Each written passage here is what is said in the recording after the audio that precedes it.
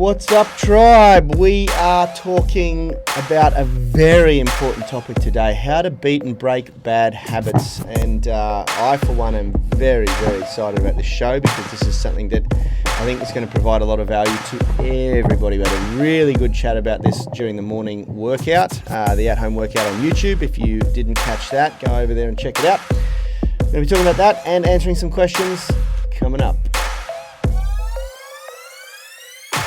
Hey everyone, in case we haven't met, my name's Rad Burmeister, that's my brother Yani Burmeister. We're the co-founders of Unity Gym and the co-creators of the UMS, the Unified Movement System, where we turn driven people into superhumans.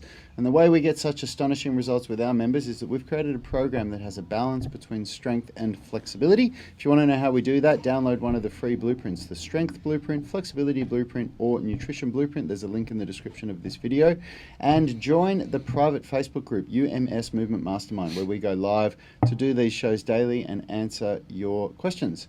And today we are talking about breaking bad habits. It's something that a lot of people struggle with, something that Yani and I struggled with for many years, and it's something that we continue to refine every year and even on, a monthly and weekly basis. Recently, I've cut dairy out of my diet, and Yani's cut sugar and alcohol out of his diet. We both went alcohol-free for the start of this year. I haven't broken that. Yani had a little couple of weeks there where you were having a few wines. My 40th birthday ruined it. His 40th birthday, yeah. Yeah, it gets you. See, I went alcohol-free. We both went alcohol-free last year, and what ruined it for me was my wedding came up. So I've got my wedding, and so I'm coming up to the same point I got to last year, but I feel very confident that I'm not going to drink at all this year. I just feel so driven with it.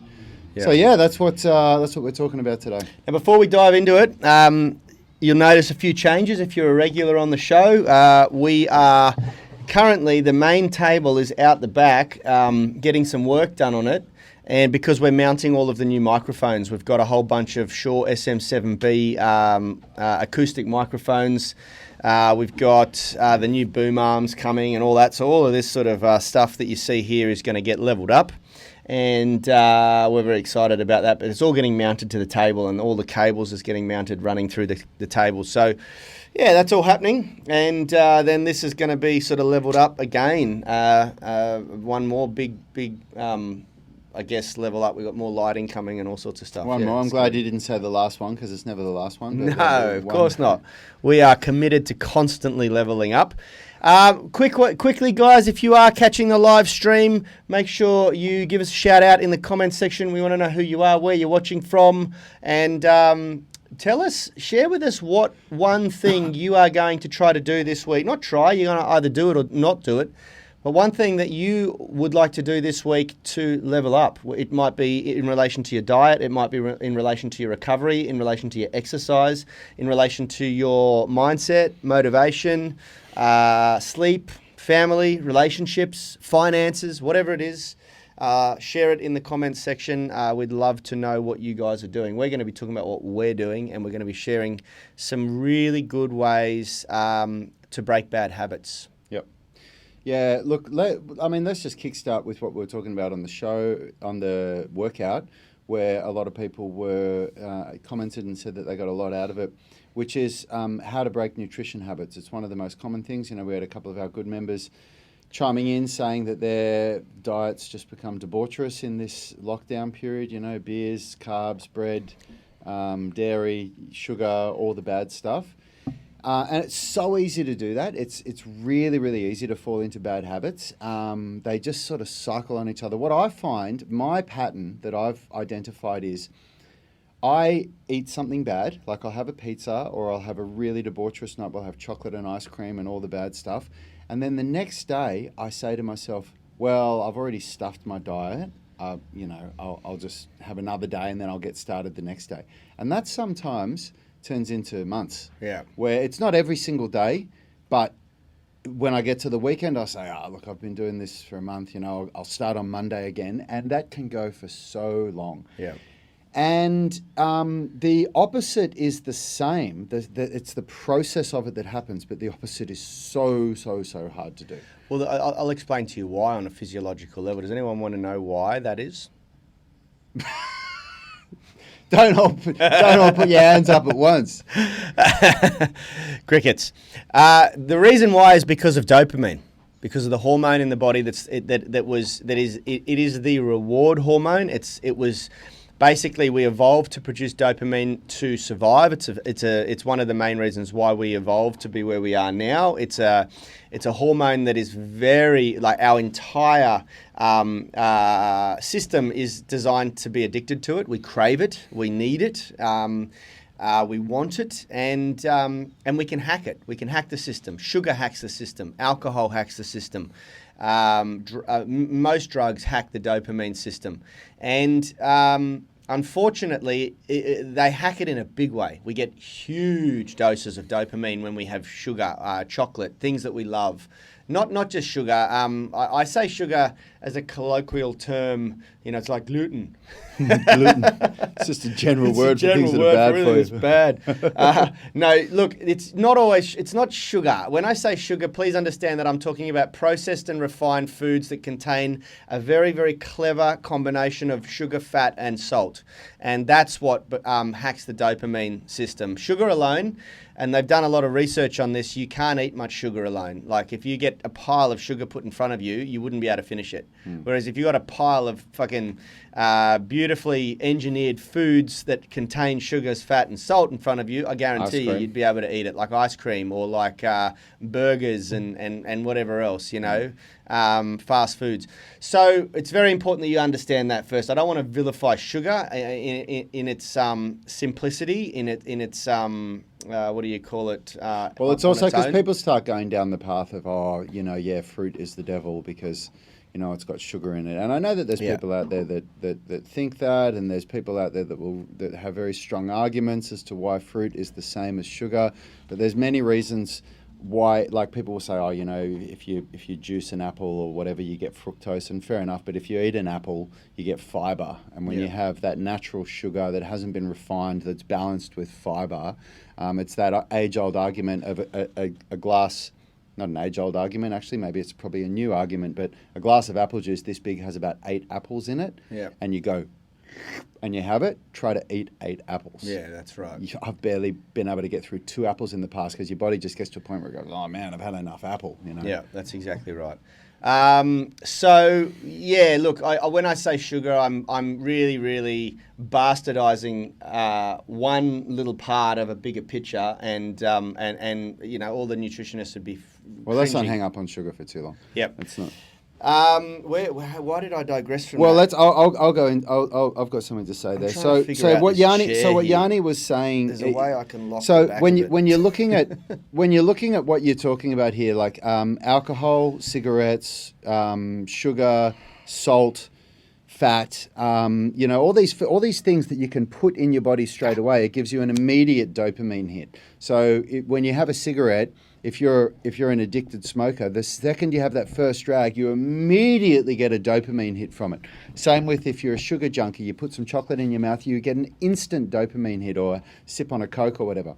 But the things that produce dopamine that come as a reward from effort, they take more time. Like, you can get a dopamine hit from a workout, but you've got to get up off your ass and do a workout.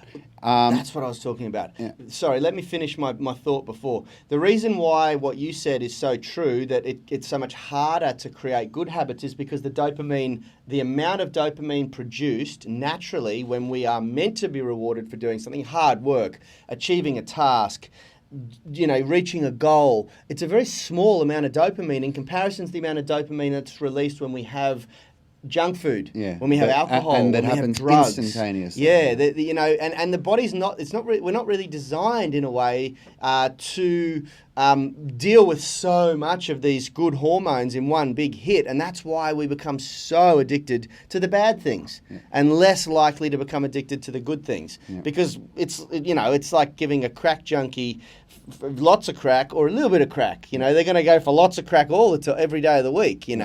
We're crack junkies for dopamine, literally, and our bodies are hardwired to be like that. Yeah, absolutely, and it's something that it goes back to what we were talking about a week or two ago when we were talking about this UMS 30-day challenge, where we're talking about acting proactively or reacting to what's going on.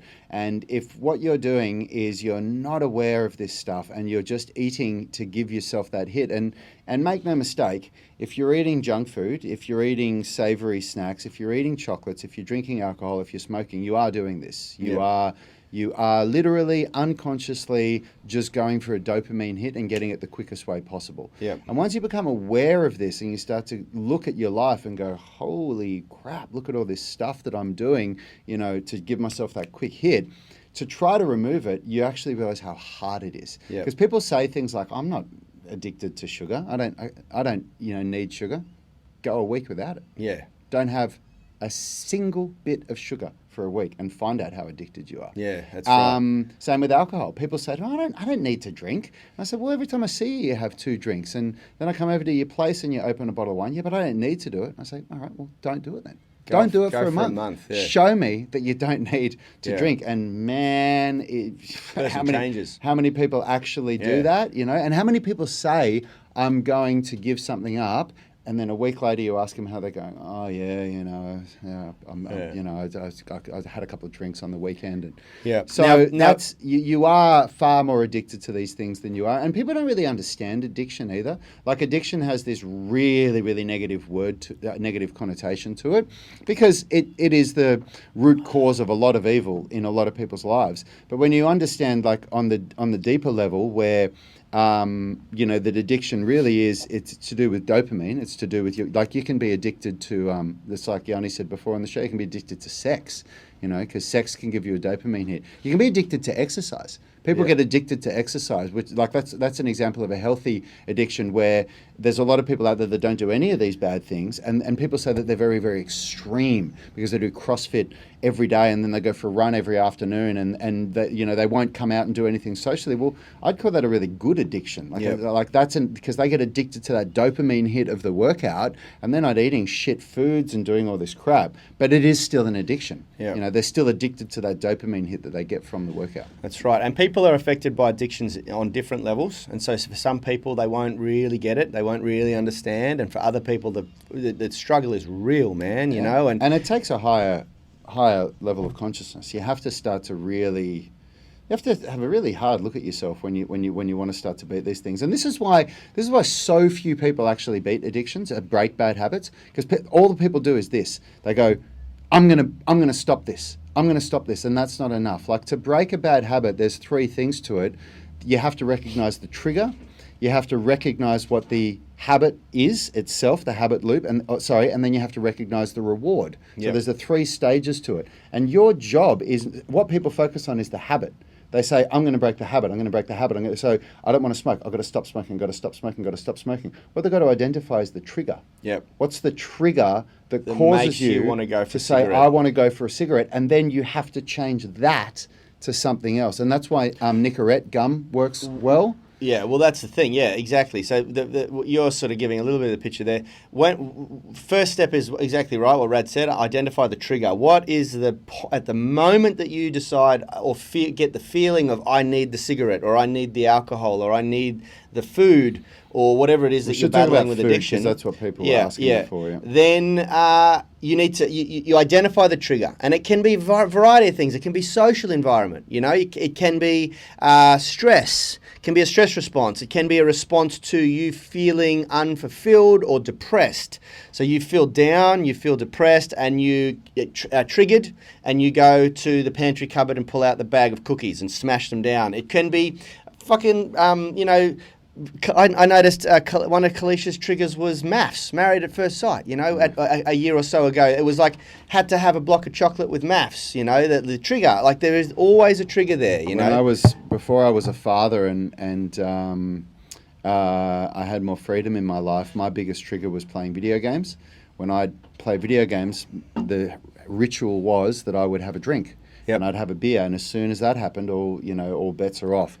And then as I got rid of that, I recognized my trigger for junk food was the weekend. Yep. When it was Friday night or Saturday night, I would tell myself, I've done a whole week without this stuff. It's my reward now. Yep. this is my trigger. Yep. And so it's your job. Your job. You have to identify the bad habit first. So you identify your junk food. But then, when you recognize that, you can't say to yourself, "I'm going to give up drinking. I'm going to give up eating chocolate." Yeah, you have to there's a recognize strategy. the trigger. Yeah. And once you recognize the trigger, then you have to come up with a replacement habit. Yeah. You can't. The research shows that you can't actually get rid of a habit. You can only You replace can't abolish a bad habit. You can't abolish you a can bad only habit. You replace can it. only replace it with something else. So this is a strategy that I've used successfully, and maybe you can share on what's worked for you. But for me, when I've wanted to give up bad foods, I've identified my trigger first, and then I replace the bad food with a healthier food. So it's not a strategy to say I'm not going to eat chocolate. A strategy is to say, when I recognize that I want chocolate,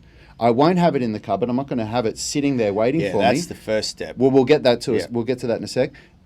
But you have, say, fruit or yogurt or something that you know is healthy in the fridge that you go to instead. Yeah. And that's what I've done. So when I got rid of dairy recently, I know this process really well now. So I as soon as I said I'm going to get rid of dairy, I immediately went, okay, what am I going to replace it with? I said, I'm going to replace it with nuts this time. Yeah. I'll give myself nuts because they don't have sugar in it. It's a healthy snack. It's got a hell of a lot of calories in it, but I don't care about that. I'm exercising a lot at the moment. And it's worked really well for me. Yep. Yeah, that's exactly right. And that's the same as what I've done just recently too. I noticed everything. I mean, I did a month in Europe and we had a really, really bad diet in Europe, which was totally fine because we were on vacation and I just accepted I wouldn't I'm just go going to to go. Europe on a diet. Yeah, that's exactly right. I'd want to enjoy my myself. My only goal in Europe was that I wanted to exercise 3 out of every 7 days as a minimum, and then try and do 10,000 steps a day on top of that. And we did that and we succeeded really well with that. And which created I maintained that exercise habit, which meant that it wasn't as hard coming home to do it, And then, but all bets were off with food, and I put on about 8 kilos, and so that made it hard because I became quite heavily addicted to sugar again and junk food and croissants and all the beautiful things that you have when you're in Paris for a week and whatever else, and so. Coming back, I was all in, giving up alcohol, giving up junk food, and I was ready for that, and I replaced it with stuff. But then recently, my 40th birthday in March, and I just thought, oh, bugger it, we were in lockdown. We had to cancel a big birthday party that we'd been planning for the last 6 months, and I thought I'm just going to have a couple of bottles of wine with Kalisha at home and enjoy myself. And yeah, then that turned into doing it for the next 3 weeks. We started off just getting 1 bottle of wine on Friday, and the trigger was the end of the week. Man, it's tough. We're in lockdown. For many of you, the trigger is lockdown right now. Like you're in lockdown and there's not much happening. And look for the point where you go, oh, this is it. What is it? What's the reason? What's playing out in your mind? And then, so what I identified was that the alcohol was a real problem, and that the alcohol was also leading to a lot of junk food, sugar, things like that. So we were getting chocolate, bars of chocolate. Then we had Easter, and it was just constantly compounding. One thing led to the other. And so my way, we identified that the weekend was the problem, getting to Friday, we're exhausted with the kids at home. They'd come out of daycare, all of that sort of thing. It was just easier to get a bottle of wine and sort of self-medicate, and then that led to sort of blocks of chocolate and whatever else. So we replaced it with, I went and made sure that there was nothing in the house that could lead us astray. Critical. And removed everything. So we got no alcohol, we got no junk food. If it's and there then and you're addicted, you're going to have it. Yeah, that's right. Then I stocked the house with really good fruit. Really nice fresh fruit, stuff that I normally wouldn't even eat. Like we got pineapples and grapes and mandarins and bananas and whatever. Like we eat lots and lots of different types of fruit. Yep. And so we doubled the amount of fruit that we were buying. So I've Yep. got nice sources of sugar there that are much more healthy. Yep. And That's what we've I done. just traded that out. Yeah. So and I've done that successfully now for 2 weeks. And the first weekend was hard. The weekend before was quite difficult. I thought about alcohol quite a lot. I thought about wine quite a lot. I thought about chocolate quite a lot.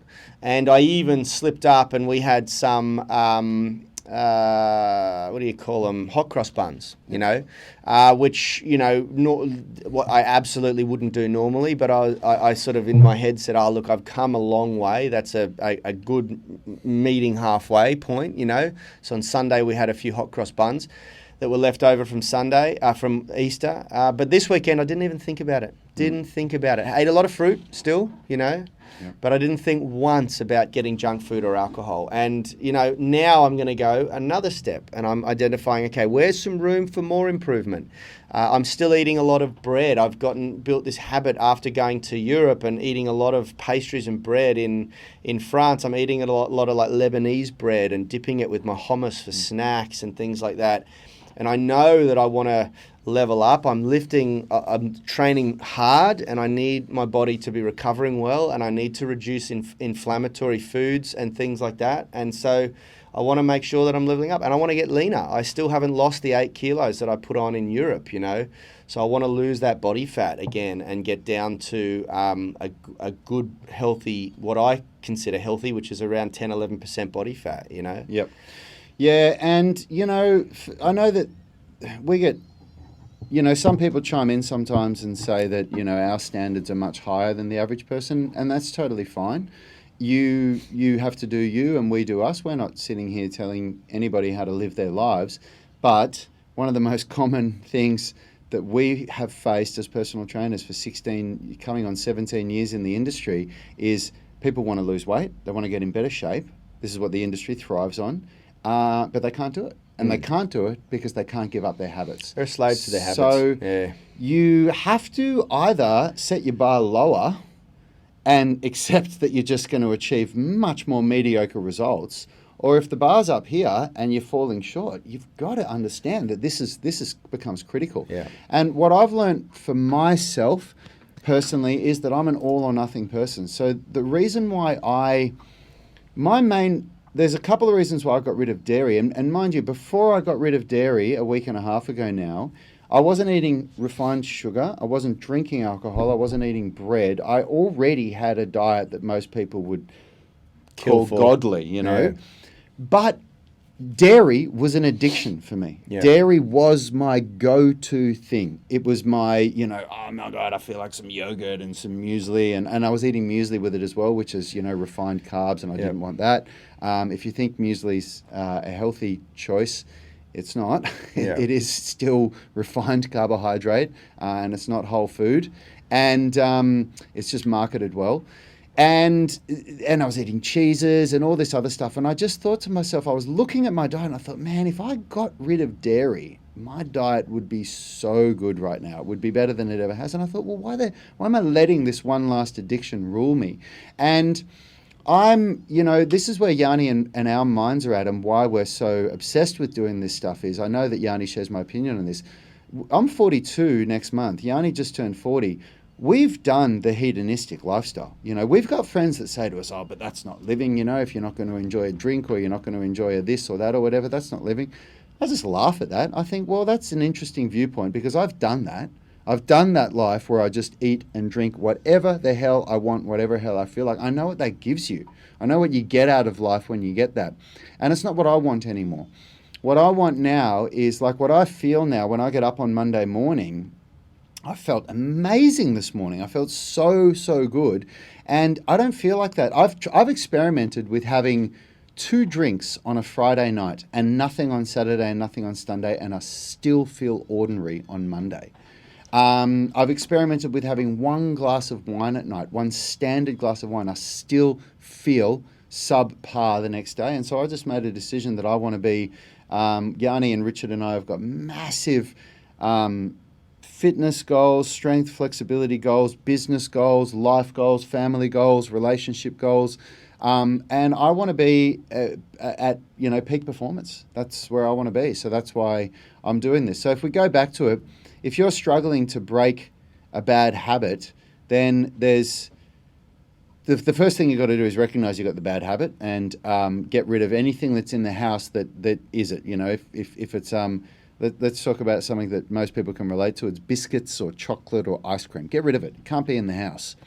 The next thing you've got to do, and this is the hard part, is you've got to identify what the trigger is. So the next time you say, oh, I feel like some chocolate or some biscuits, you've got to stop in that moment and say, what's going on right now that's making me feel this, and really identify it. And that can take months. It took a while for us to identify our triggers, but once you know how to identify a trigger, it can happen really, really quickly. And then once you've identified the trigger, you've got to find something that you replace the habit with. Yeah. So if we're talking about food, you've got to find something that's healthy, like what Yani and I have said, replace it, have that in the cupboard, and then the next time you feel the trigger, you go to that food. You don't go to the shop and buy the thing that you wanted. And then the last thing that I'll say is, you've got to understand that it takes 30 days to break a habit, and I'll explain the process. The first 10 days is torture.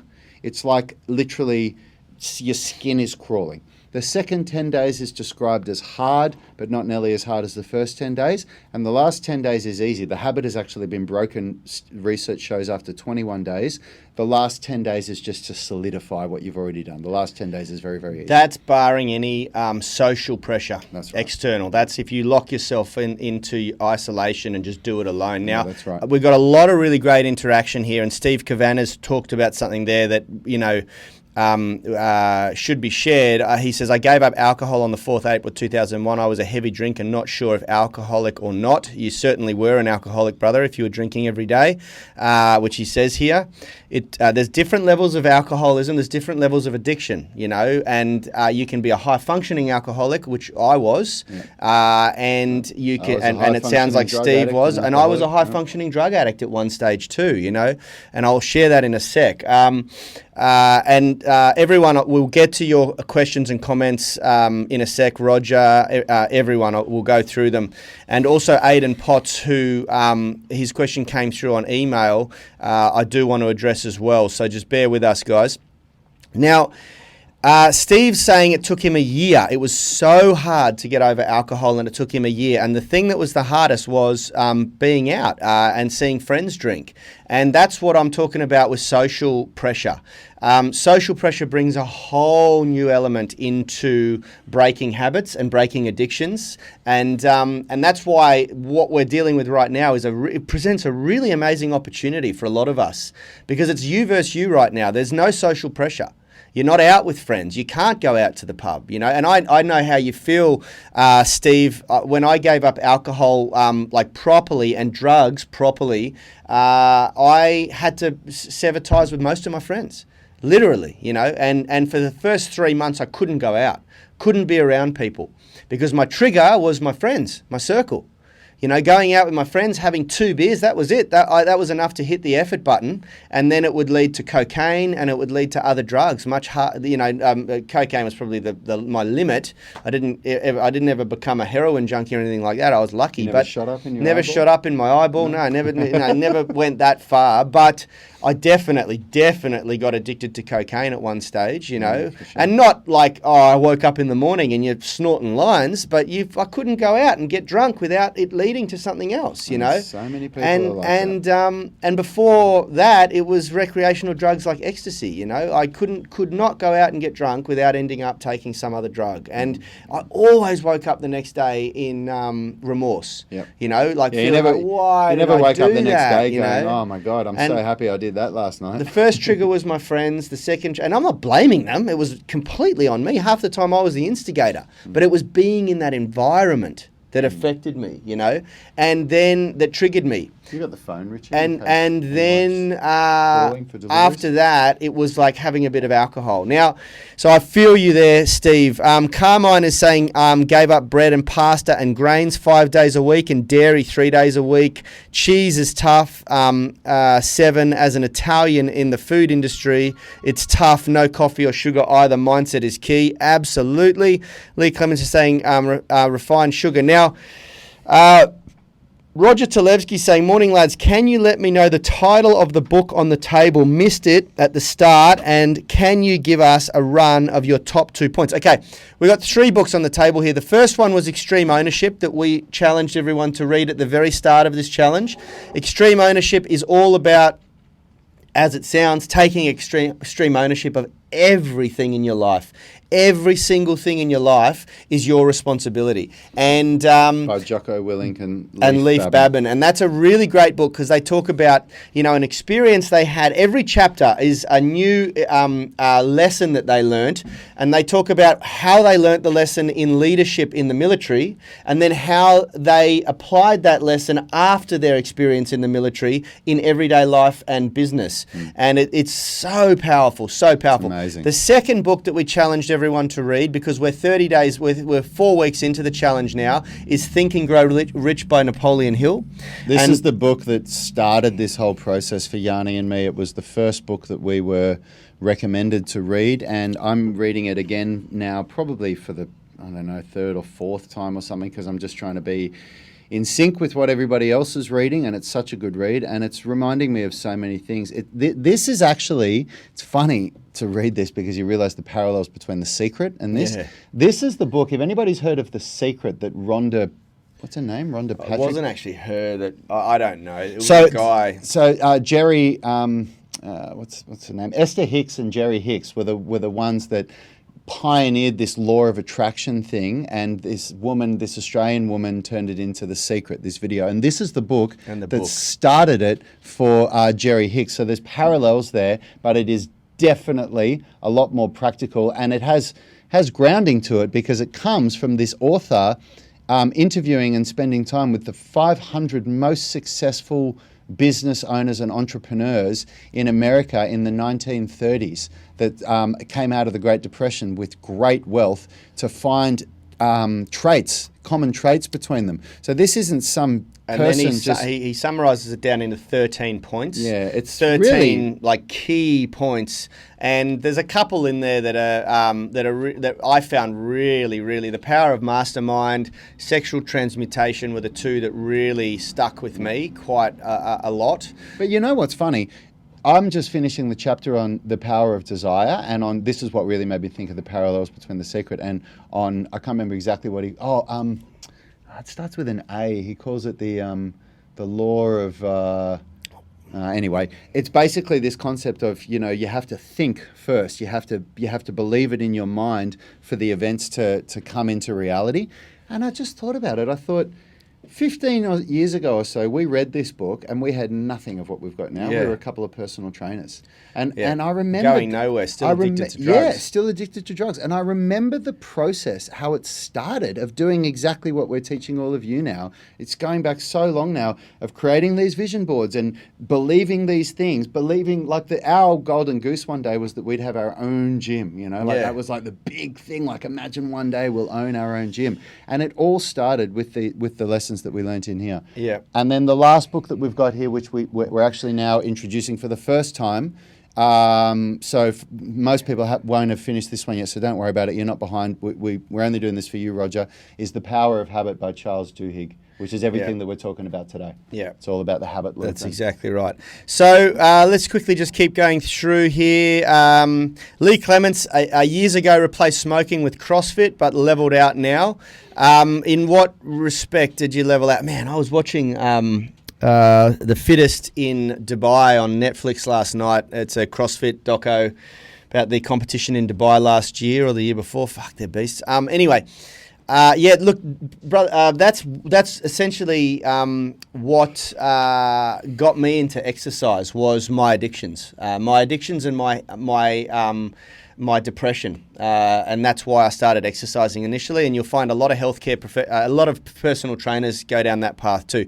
Simon Morgan here saying, "Morning guys, this is a little off topic, but he wanted to say I'm loving the Waking Up app. Certainly not off topic because we're gonna just quickly recap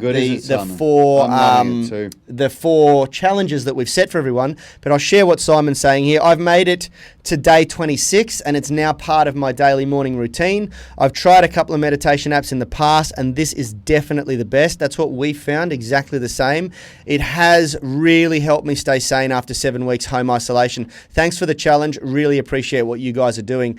Mate, look, honestly, the Waking Up app, and I've got the book Waking Up there by Sam Harris. I've got 3 of his books. All of them are fantastic, and there's so many books I'd like to recommend you guys do, but it's really important that we suggest books in the same sort of order that we learnt, because the process of the way we did it has brought us to where we are now, you know. Yeah. And I can't stress to you guys how powerful this is. You know, this whole situation, this whole lockdown, we've achieved so much in the past 7 weeks or 6 weeks, not only in our physical capabilities of leveling up our strength, our flexibility, how lean Rad is, those things, but the amount that we're getting done in our business. You know, we didn't for one day take this as a negative. Yeah. You know, we processed for a few hours how full on this is and how, like I was about to swear, how bad it's going to be for the economy, how bad it's going to be, how dangerous it's going to be for people's livelihoods and life and health, and how many people are going to die from it.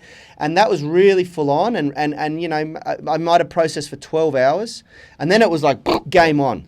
How can we make the most of this situation? And we have worked extremely hard over the past 15 years to program ourselves. And you know, all of my mentors and all of the people that I've worked with over the last few years have done the same thing. I've watched them on social media just like absolutely taking this to another level, taking themselves, their businesses, that sort of thing.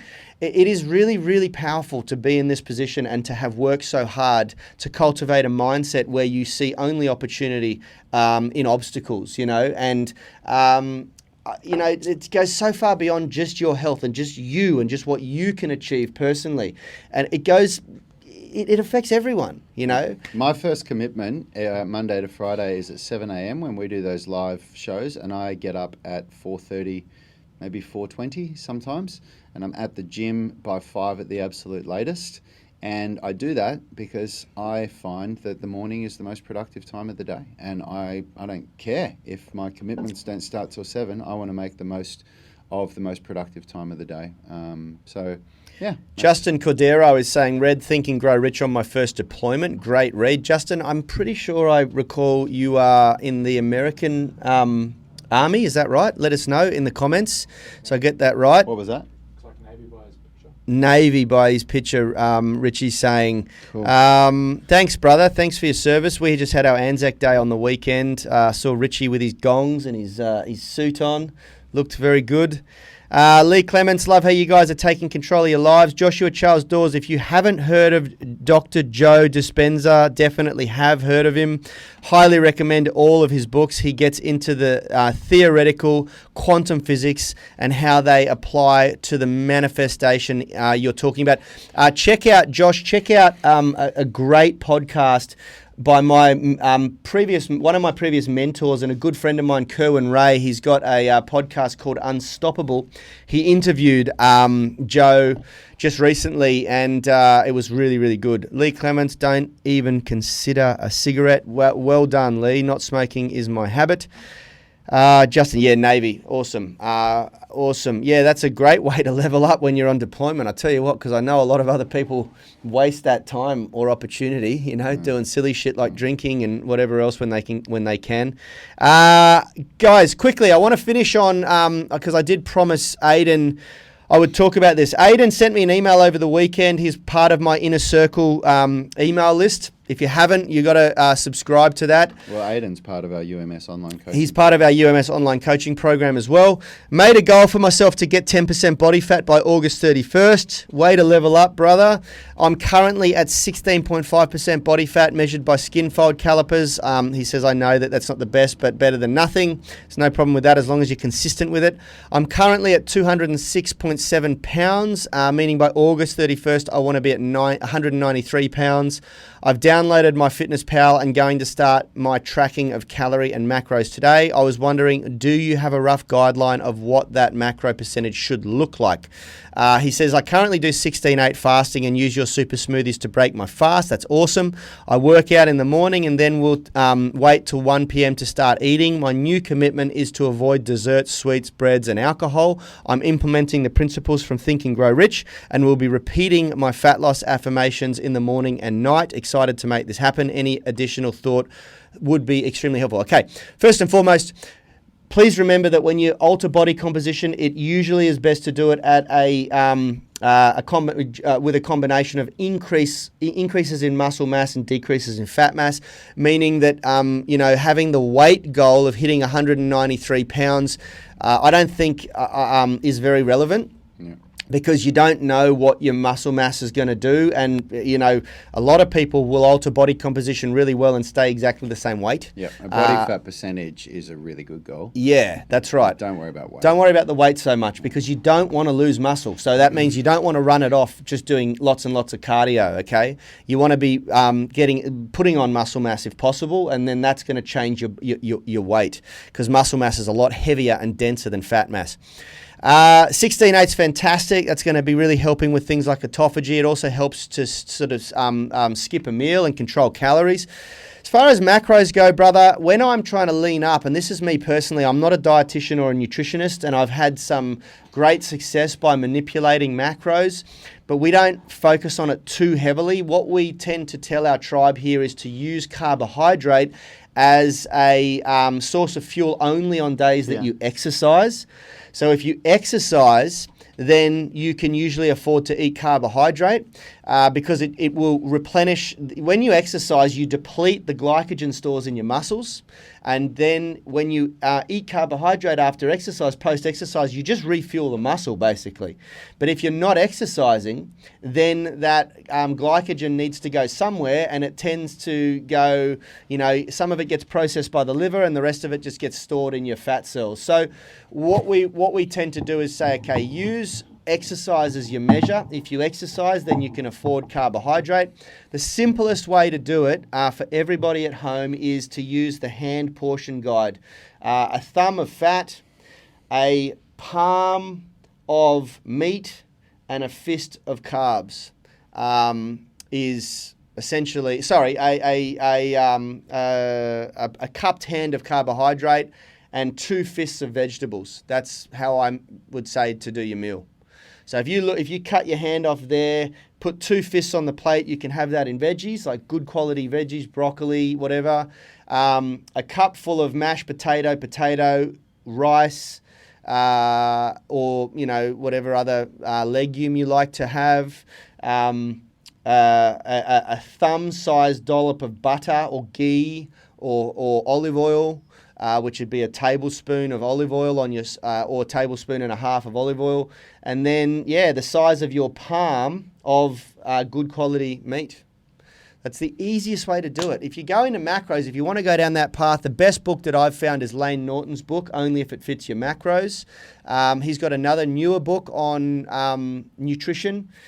He's a beast on macros, and I wouldn't even bother trying to tell you anything because you've got such great resources like that out there. Yeah. Rad and I and Richard don't measure our macros anymore because we've done that in the past and we have a general idea of how it all works, And what we've used in the past is the DEXA scan clinic that we use here in Sydney, Australia. Measure Up. Jared Mirkin, who is the body composition guru here, expert around here, he has a formula, and his macro splits are really, really accurate based on your DEXA scan, based on your fat mass and muscle mass. I'll leave it on this. It depends on your body type. If you're an ectomorph, an endomorph, or a mesomorph, your body processes carbohydrate and fat a little bit differently. It stores more efficiently or less efficiently.